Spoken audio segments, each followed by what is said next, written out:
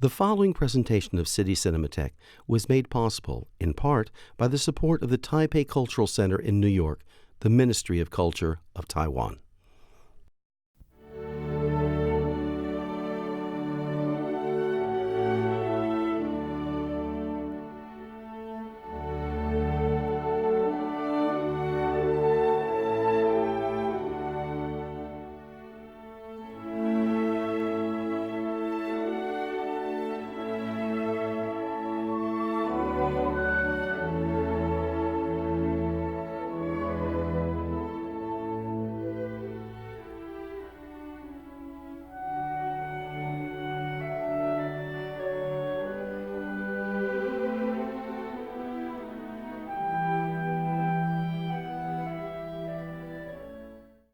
Welcome to City Cinematheque, where the art and pleasure of the movies are the subject of serious discussion. I'm your host, Jerry Carlson, and I teach film studies at the City College of the City University of New York. Today, we continue our look at the great cinema that's coming from Taiwan in the 21st century. Today's film is simply titled Soul, and if Alfred Hitchcock had made a supernatural thriller set in Taiwan, this might be it. It's a tricky film, it's a thriller, and it's full of marvelous cinematic effects and technique. We'll be talking about that and other things after today's screening, and you'll find me chatting with the film's director in Taipei City, Taiwan. Now, take this opportunity to be dazzled by Soul. Welcome back to City Cinematheque. And as I promised, we're not in the CUNY TV studios. We're in fact in Taipei City, Taiwan, and as I promised in the introduction, we have the pleasure today of talking about this terrific thriller, Soul, with its director. And he is Mong-ong, and welcome to City Cinematheque. Glad to have you here. Thank you. Great. Let's just start with the question that many people will have, because there's so many ways that people become filmmakers and arrive at doing that. So tell us a little bit about how you came to be a filmmaker. What was that trajectory? 事实上我是住在农村，然后我大概在小 I grew up in the countryside. As a child, I saw movies like James Bond and Indiana Jones, and liked them very much. I remember one day I went to see Indiana Jones, and when the movie was over, I hid in the theater's bathroom, so that when the movie began again, I came out, sat on the theater steps, and watched the whole movie again.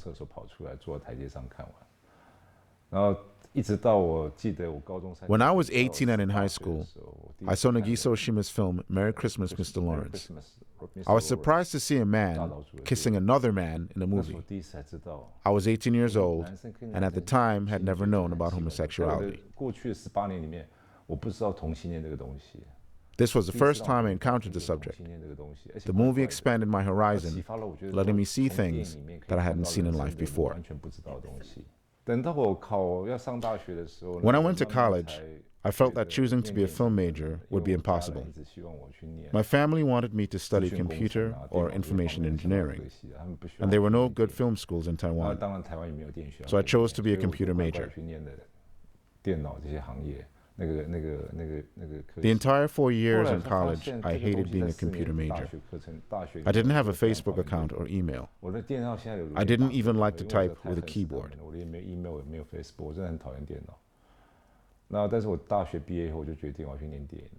So after I graduated, I decided to go to film school. I wanted, finally, to live for myself, to study something I loved. In art school in Chicago, I learned a lot. I saw a lot of movies that I had never seen before. Originally, my idea of movies was that they were either fiction or non-fiction. But in the Chicago Film School, we watched a lot of experimental films that didn't have a storyline. Instead, these movies used visual images to express the director's ideas. The directors could create freely. These films affected me deeply. Without these films, my view of the ideal movie would not have been any different than the movies I'd seen before. Film school changed me a lot. So let's now turn to the film that the audience has just had the wonderful opportunity to see, Soul. I think would not be surprising now to the audience to hear about your background and your interest. And if you'll permit me, there's a tradition of filmmaking represented by people like Hitchcock, by David Lynch, by Roman Polanski, by Louis Buñuel, in which there is this, tension between telling a story, and they all tell a story very well, but also doing some very other things with the cinematic medium. Are those some of the filmmakers you've admired? And yes. All these directors you mentioned, I really like their work, especially David Lynch and Roman Polanski. And the movie director I like the best is, I used to watch the Taiwan Golden Horse Film Awards. There were some European movie masters like Theo Angelopoulos and French New Wave films, but what I admired the most is American Golden Era directors. Billy Wilder, Hitchcock, John Huston. I liked these movie directors very much, including later David Lynch. I like them all very much. One of the things that sometimes is mentioned in regard to these films is the whole group of filmmakers called film noir. So what's your relationship to film noir? Is it something that's inspired you? Film noir 黑色电影对我来讲是我在美国学到最多的一个东西。I learned a lot about film noir in the United States. Billy Wilder's films Sunset Boulevard and Double Indemnity are two great movies. Although the movies use traditional narrative, they have something that's very appealing. They let me feel. 但是它有一种非常迷人的一个特质在里面， I don't know how to say this. Compared with the movies I saw before, Billy Wilder's movies are so much better. The characters, the stories, the camera angles are so great. I was deeply moved. Well, one of the features of film noir is that it's a critique of society and of personality and of many of the assumptions about how the world works, without it being a lesson per se. It's not a social. Film noirs tend not to be social message films, yet they're deeply critical of the society that they portray. And I think the film we have just seen, Soul, is something that takes place largely on a mountain. But even though it's largely on a mountain, it's also largely about Taiwan and Taiwan's history, what being in that history has done to families, etc. When I started making the film Soul, my idea was not to make a film just about a father-son relationship, but as political cinema.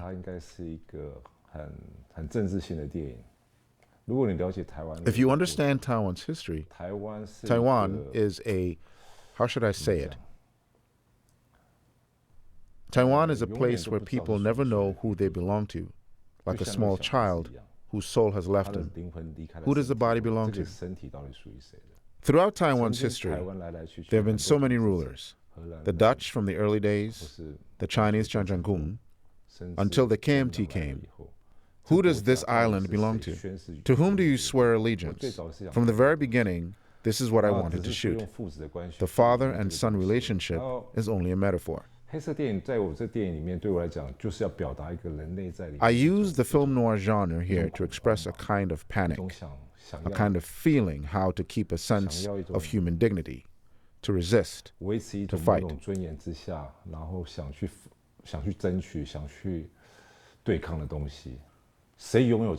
Who owns this place? Who owns Taiwan's land? Who owns this body? When the person loses his soul, who owns the body? Is it his father, the older generation, or those who are nearby. I feel this story is an important metaphor for Taiwan. I think fascinates all viewers of this, whether they know so much about Taiwanese history or not, but thank you for informing us about that, is the way in which the normal identification with certain characters is challenged so strongly in the film, because perhaps I think most people would assume if a daughter is murdered, the father will be very upset, will be in a panic, and will, first of all, will probably blame the son for that. So in constructing this story, you're leading people to question all kinds of normal sympathies or normal identifications they have with characters. Is that part of your design? I remember when I was shooting the scene when the father comes home and finds out his daughter was killed. We shot over 100 takes. Why did we shoot over 100 takes? Because we didn't want to shoot the normal reaction of the father who finds out his daughter was murdered. He would cry out and show his pain and anger, or beat his son. Instead, we wanted to shoot his expression that reflected what was on his mind at the time. How should he deal with the situation in front of him? How to protect the only son he has left. His son is most important to him. How to protect him. This is a very difficult scene for the actor. We were trying to get it right. In traditional Chinese culture, a son is vitally important to the father. Even though his daughter was gone, he would still be okay. He could close his eyes and deal with the crime scene. I discussed the scene with the actor and spent a long time shooting that scene. That was the last take, I believe. Well, and in one of your other interviews, I was really struck by something you said. You said, as you were conceiving of the story, you knew how many bodies there would be, but you just didn't know what order in which they would appear. So how did you find the order of the bodies? Oh, you mean the order of the body? The sequence for the story, that how you, because the story has many strong images in it, but then how did you decide what the sequence of killings would be and the sequence of action? 我觉得我应该怎么说？ I spent a long time on the script and a long time looking for actors. And I also spent a long time finding various ways to kill, ways to cover up the bodies.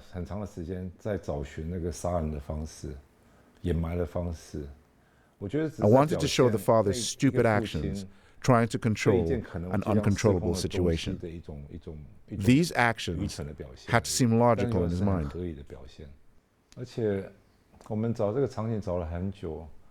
I looked for locations for a long time and finally decided the murder location should be in the forest.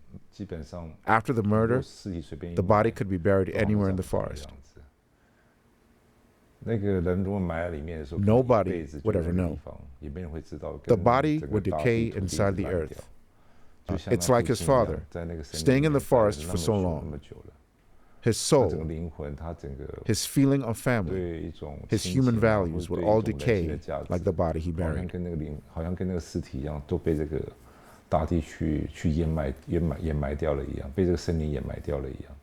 In addition to the power of the story and how it develops and how it challenges perhaps certain assumptions about action and therefore makes comment, this is also a film of very powerful visuals, some of which people will say they remember the image, it's itself. And in certain films, people would say you're always supposed to remember how an image exactly serves the story. There should be no question about it. But I think for a lot of people, this leaves a kind of open question. I remember this, I remember what happened, and it's provoked me to think about it as that. So Talk to us about things like the image of the flower being hit by the pellet, things like that are just so striking as images themselves. After I graduated, I left the U.S. and came back to Taiwan. I couldn't find a film job, so I shot a lot of commercials. Shooting commercials made me more aware of the power of imagery. I think in movie making, visuals are always very important, sometimes even more important than the story itself. The visuals are not only to show the story. They also have to express something behind the story, the feeling that are hard to express with words. It's like the scene in John Huston's movie, The Asphalt Jungle. The opening scene of the movie is the male leading actor walking into a bar, and the bartender hides the gun. The whole scene is without any dialogue, but it already tells us what's going on. You know this movie? Alain Delon. Alain Delon. It is Melville. Melville. Melville. There's a guy, there's 3 people or 4 people rob a bank. At first 6 minutes, no dialogue. Exactly. Yes, just driving the car in the sun. A movie's visuals can communicate a great deal, inside and outside the stories, the atmosphere, the mental state of the protagonist, the flavor of the story. 整个故事里面的整个即将完成的一种味道啊，这些东西都是要用影像去玩，就是影像可以表达非常非常多东西的。刚才主持人有提到了，就是说那个花被那个弹弓啊射了这样子。For example, the scene you just mentioned, the flower being shot by the sun, it can represent a lot of things. The flower, so fragile, can be destroyed easily. It can represent the father's heart, the tender feelings.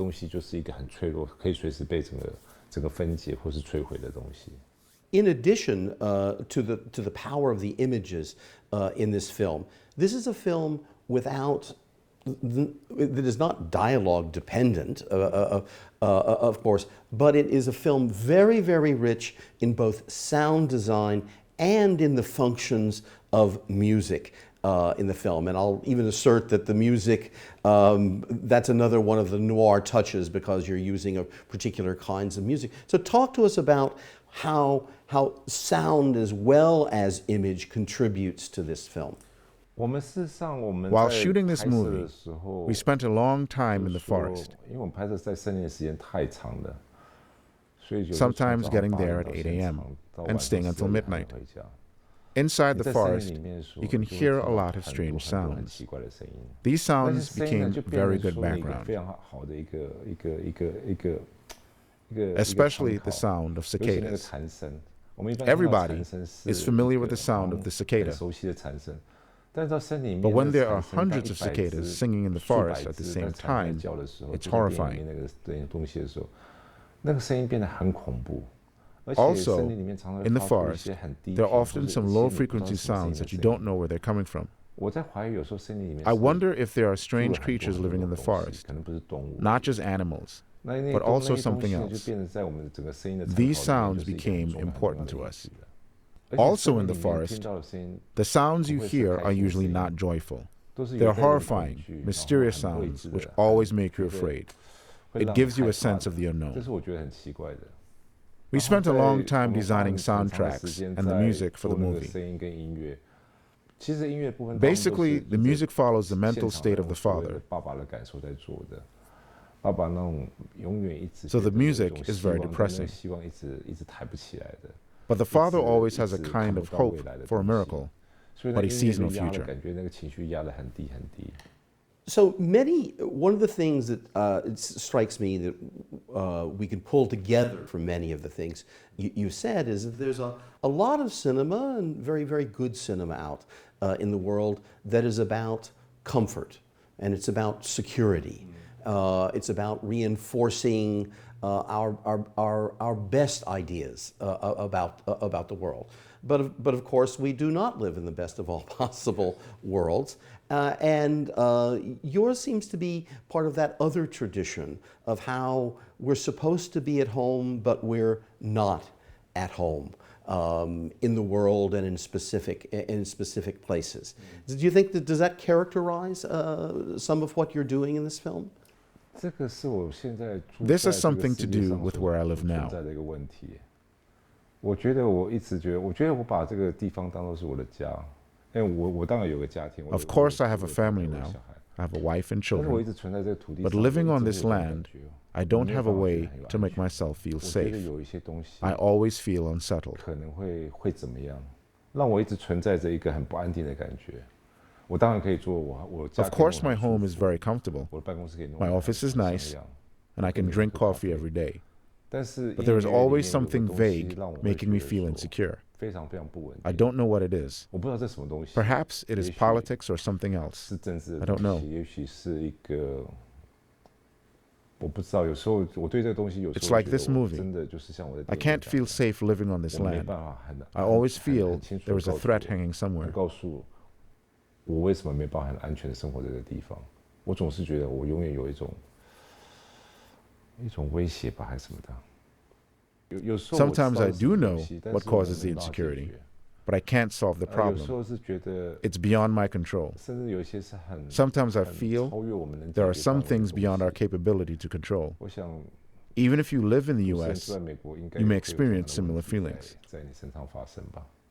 So, in addition to your own work, in recent years, you've been helping other filmmakers, and clearly that means you have a faith in the future, because you wouldn't be helping them unless you viewed a future. So, what are your thoughts about, or what are your hopes for Taiwanese filmmaking and for the generations to come working in this medium here? After Taiwan's new film movement, there was a lack of creativity and vitality in the Taiwanese movie industry. That's why I want to help other movie makers. I don't want them going through the difficulties I have been through, so they won't have to waste time as I did, finding funding, organizing a good crew to shoot the movie. I hope in the future there will be a powerful collective of Taiwanese cinema, not only for Taiwanese audiences, but for audiences all over the world. Some good Taiwanese movies will come out every year, not just movies of Taiwan's new cinema 30 years ago. If all we talk about is the Taiwan's new cinema 30 years later, that would be sad. That means our generation hasn't been trying hard enough to develop something new. We won't have new things to present to the world. I hope after 30 years, Taiwan's new cinema can keep growing, using different languages to talk about Taiwan's new movies. Mong-hong, I think that's the place where we need to stop this conversation. I wish we didn't have to, but thank you very much. Exactly, time flies when you're talking to a good filmmaker. Thank you so much for joining us on City Cinematheque. Thank you. My pleasure. And I want to thank you for joining us here today on City Cinematheque as we had the opportunity to visit with a distinguished filmmaker in Taipei City, Taiwan. And please join us in the future here on City Cinematheque as we continue our stroll through the archives of film history. But for now, it's goodbye.